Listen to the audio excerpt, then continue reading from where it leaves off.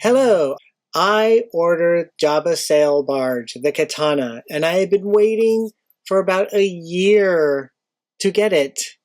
And then I finally got the notification that the sail barge will be delivered to me on Thursday, March 7th. I was so excited. I was even contemplating, staying home from work. But I thought, I'll be okay if I went to work. Gary can take care of it. So I go to work and I'm waiting and I'm thinking about it. And I made sure to tell Gary that, hey, send me a text message when it arrives. Send me a picture when it arrives because I want to see it because I was so excited. So I'm waiting. I'm working and I'm waiting. And I get a text from Gary saying it's here. Oh my God, I was so excited. So I sent a message back. Then I get a call from Gary.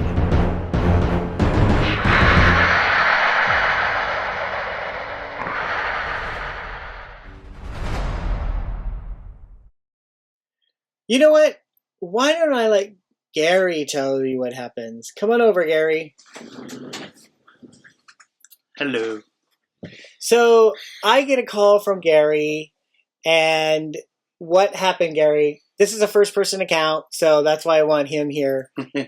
So tell our wonderful viewers what happened.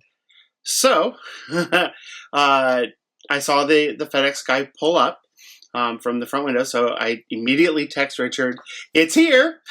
I go to the front door, the guy brings it up to the front, and I immediately notice a rip on the packaging.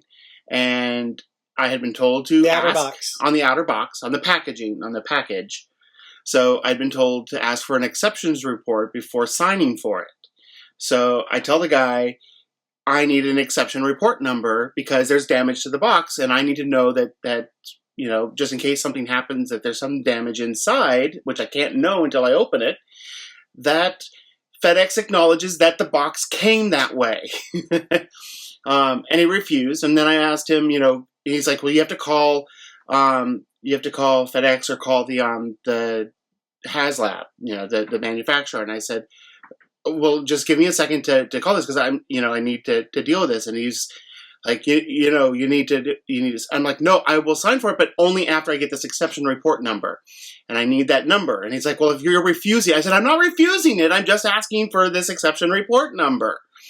So he's like, well, I go, well, do you have a number for a supervisor that I can call? And he's hemming and hawing, and then he finally's like, you know what? I'm just taking it back, and it's going back to the sender. And he grabs the package and he runs off back to the car. Now I'm like, this is happening so fast, my mind just cannot keep up with how fast this is happening, and I just know how important it is for Richard. It's like, oh my God, what the heck is happening? And I run after him, and he slams the door on the truck. I want to say that if I remember correctly, it looked like he actually tossed the box into the back. But he definitely put it in the back of the truck, slammed the door behind him, and I got in front to take a picture of the truck because I wanted to make sure I had evidence. I thought I had been taking a lot more pictures, but apparently my phone was moving really slow, and I was just like so enamored. I only got a picture, but I still took it because I was going to have evidence. So of course, then I immediately call Richard to tell him how much I'm freaking out about this.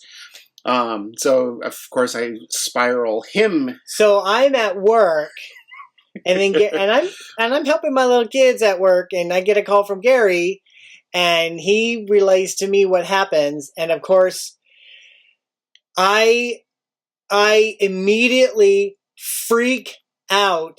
And I'm yelling over the phone, and I have students in my classroom, and I am yelling, like, what?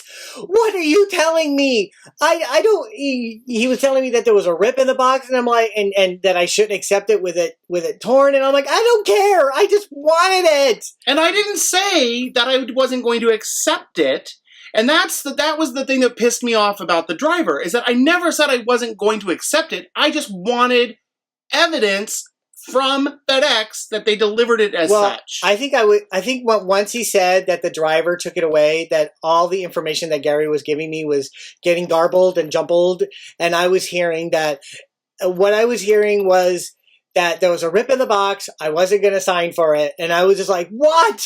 Just sign and give it to me." But he said that it was already gone, and I was just like, I just couldn't deal. I just lost it. And Gary said that he was going to take care of it. So he hung up, and I was just like going crazy in my classroom. I have an assistant, and I have another assistant in there, and the kids are all looking at me like, "What is going on, Mr. Dale?"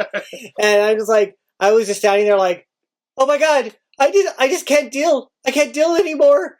Oh my God." And they're like, "What happened?" I said, and I was explaining, the katana, and it took a year to finally get to me, and once it finally does, it gets snatched away, and I was losing it, and I think I was about to cry. I had some tears coming in my eyes, and I honestly thought I was going to faint. I was that upset. My heart was beating really fast. And my assistant was so wonderful, and she said, "Oh, Mr. Dale, what can I do to help?"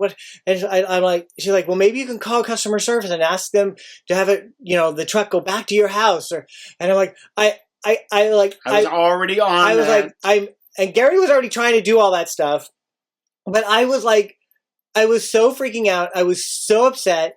I could not function. I was just like standing there like, I can't function. And so I gave my phone to my assistant, and she's like sitting there like, "Oh, here, calling FedEx customer service." And she gets this woman on the phone and tells her about it. And then they wanted the address. So she gave the phone to me. And so I gave her the address.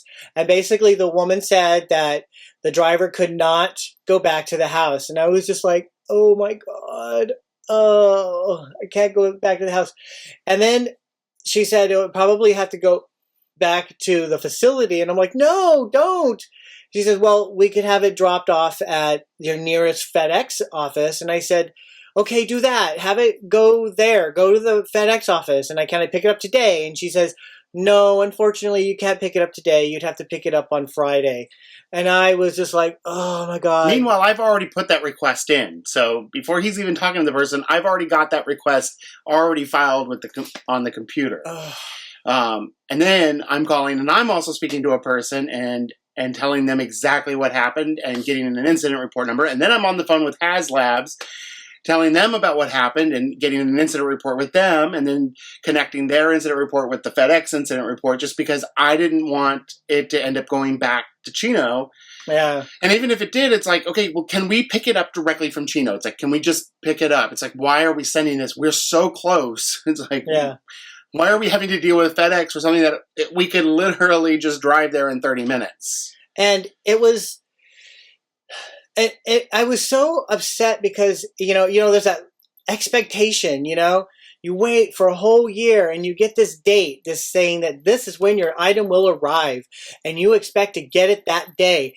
And then it's just snatched away. The feelings that I was going through, the anger, the denial, it'll come back. But then I think ultimately it became depression. And I had to basically finish out my workday. My assistant and my other assistant was saying that, "Mr. Dale, go home. And I just thought, no, I'll finish out the day. And of course it just took forever for the day to finish. And I just went home. And I just didn't want to do anything. I didn't want to listen. I love music. I didn't want to listen to any music. And I didn't want to watch TV. I was just so depressed. Yeah, the silence when he came home yesterday was palpable. I didn't want to talk. Because I knew that I had to pick it up the next day. And, my assistant kept saying, "Well, it's just one more day you have to wait. Delay of gratification." But that was not the point. The point is that the day that was supposed to come, and I had built this expectation within me, this excitement, and then just have it come crashing down. And the feeling, oh my God, the highs and lows going through all that was just terrible. And then I started doing all this. What is stage is that when you start doing all this, like, oh my God, this is going to happen, and then that's going to happen. The paranoia was setting in. I was just so paranoid that I was afraid that, oh, the driver knows exactly what it is. He's a katana and he's going to steal it. So it's going to get lost in transit or that was a thing or never makes it. And maybe not even, maybe not even that, but let's say it doesn't even make it to the FedEx place. And they're like, we don't see any record of it. And somehow it's lost. All of the stuff was going through my head and it did not help. And it was just driving me crazy. And I was just in this funk, in this depression, and it was awful. And I feel bad for him because I was, partly blaming him. Not only him, it was also FedEx, but I was partly blaming him, even though he tried his best to resolve it. And he did because, they said that it would be delivered at the FedEx office the next day, which is Friday, March 8th. Today's the 8th, right? Yeah. I think so. March 8th. So, but like I said, even though they said, oh, you can pick it up, I kept having visions of horror of the katana being destroyed somehow or lost. And it didn't help that also when you check when we were checking the tracking website, up until this morning, it kept saying delivery on Tuesday. So we're like, what is this delivery on Tuesday when we were being told when we talked to somebody on the phone that it'll be there on Friday? So I was like really upset there because I'm like, what? I'm going to have to wait until Tuesday now? So that didn't help. And when we get that call that the katana is at the FedEx office, we're going to get it immediately. But even then, I couldn't wait. And what really was really frustrating is that they kept getting a report from the driver saying that we refused, that Gary had refused it. And the driver was totally lying, most likely covering for himself. So that was total BS right there. So what we did is we drove to the parking lot for the FedEx office, and then we knew it wasn't there yet. So we went into the GameStop next door, and we were trying to kill time, go to the GameStop, let's look at games. And I was able to get 4 games, 4 for $10. So I got that as well. Mm-hmm. But while I was looking around, Gary went to FedEx to check on it, and it still wasn't there. So he came back, and we're like, we got to kill more time. So we started walking outside. We go to a Goodwill, and then they had this couch, so we just sat there, and we just sat and sat and sat. And it's like, you know what? I'm tired of waiting. Let's go. And then as we're walking outside, we see a FedEx ground truck drive by, and I'm like, oh my God, it might be there. So I'm like booking it. I'm walking really fast to get to that FedEx office. And we go in, we walk. I looked through the window, and I'm like, there it is. So we walked in, and I'm like, there it is. There it is. I had to go to the bathroom, and because I was so happy to see it there, I was like, screw the bathroom. I'm getting in line. I need to get it. So we get in line, and we're waiting. And this was so funny because I get up to the guy. He said, can I help you? I said, that's mine. I pointed at the box, but the guy's like looking around the box, like behind the box. I'm like, that right there is mine. It was like right in the front. Right in front of you. And he's like, oh, okay. Well, I don't think it got checked in, so let's check it in. And he's all checking it in and everything. And then you're like, did this happen any faster? Finally signed for it. And then he went to the back door. And we ran around to the back, and it was finally in my hands. And all my anxiety was gone. I finally got it. I was so happy.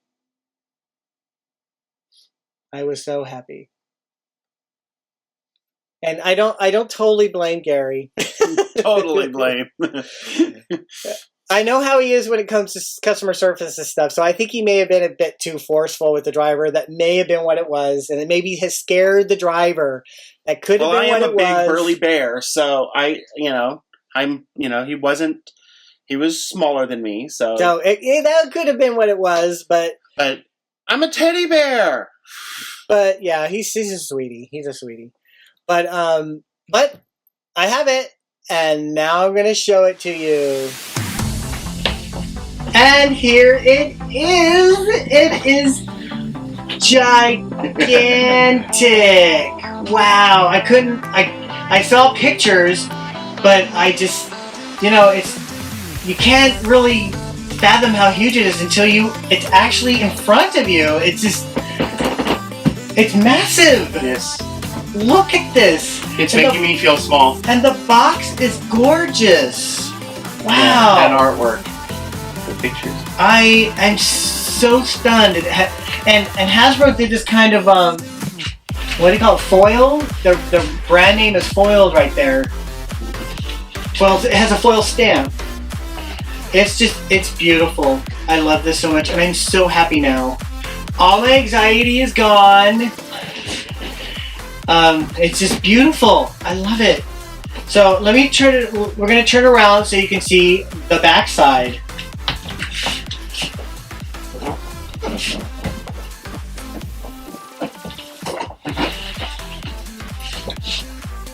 And there it is. It's at the line art, just like they used to do back in the 80s. It's wonderful. This is the top part, and it shows the different parts of the katana. Just looks fabulous. I need to get some of these so I can drive it. And it comes with the yak face and this Jabba the Hutt. It looks amazing. I have that. I have to figure out what I'm going to do with this box because it's huge, and I have to store it somewhere. Well, that's it. The katana is finally in my hands. So the next video, not the next video, but an upcoming video will be the unboxing and the building of the katana. This is my husband Gary. I'm Richard, and I love Star Wars. Hey, thanks for watching Star Wars Obsessed. If you like this video, then give it a thumbs up and click subscribe. Also, click on that bell icon to be alerted to new videos. You can also check out more of my collection at the Star Wars Obsessed blog.